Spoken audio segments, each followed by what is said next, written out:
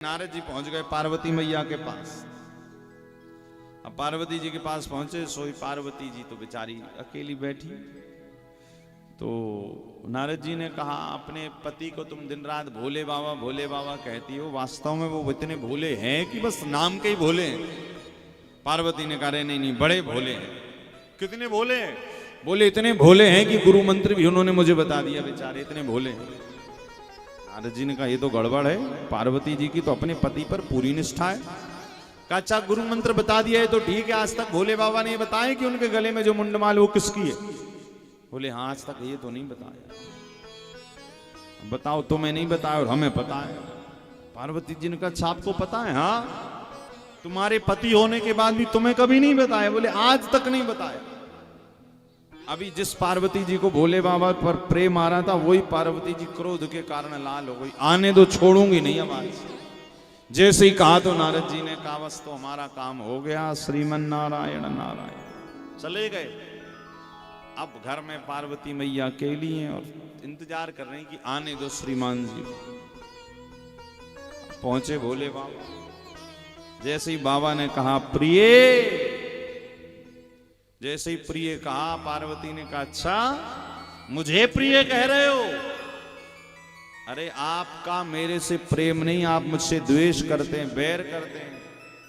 क्या हुआ? भोले बाबा समझ गए, आज तो जगदम्बा का माथा एकदम 7वें आसमान पर। भाई घर में श्रीमान जी ऑफिस से, ड्यूटी से, खेत से आए और श्रीमती जी यदि गुस्सा हैं तो दरवाजा खोलने से ही श्रीमान जी समझ जाएंगे कि आज तो घर की जगदम्बा एकदम काली बनने वाली है?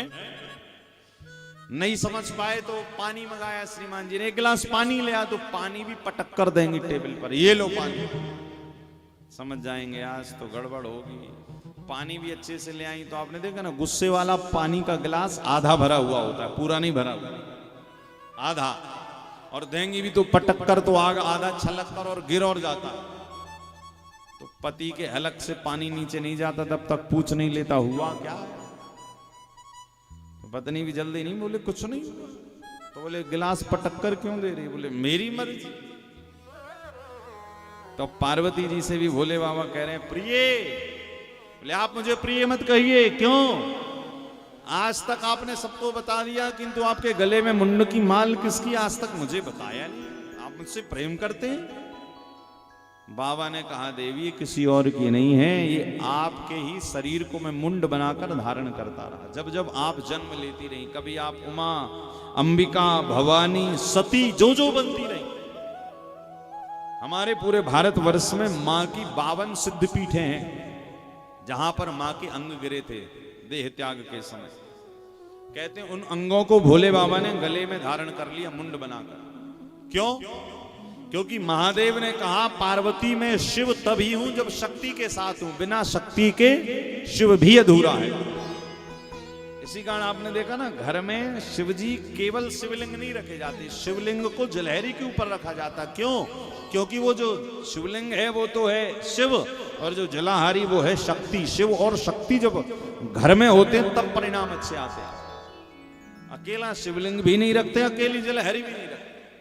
इसी कारण ये दोनों का मिलन है, शिव और शक्ति का मिलन है। इस पे ही सृष्टि चल रही है संपूर्ण।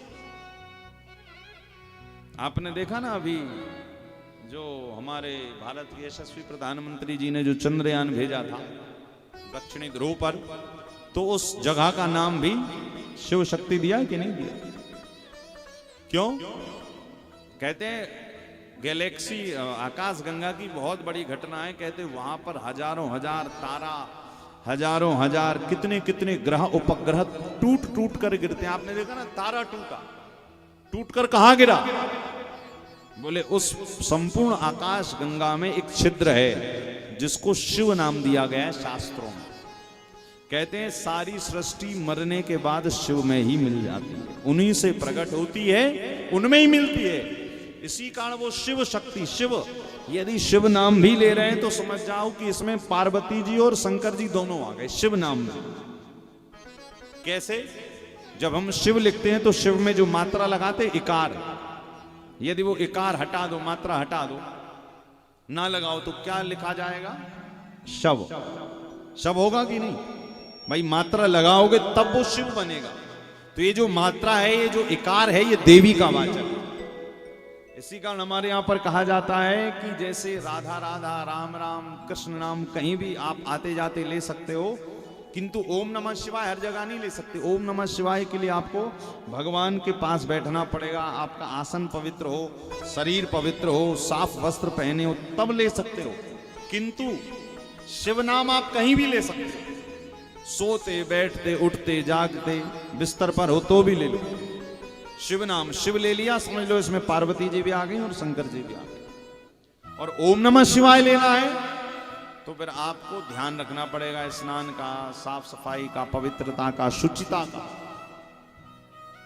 तो भगवान महादेव ने कहा, देवी आपकी ही मुंडों को मैं गले में बनाकर धारण किया हूं। प्रभु क्यों लेकर? बोले आप शक्ति हैं और शक्ति के बिना शिव अधूरे।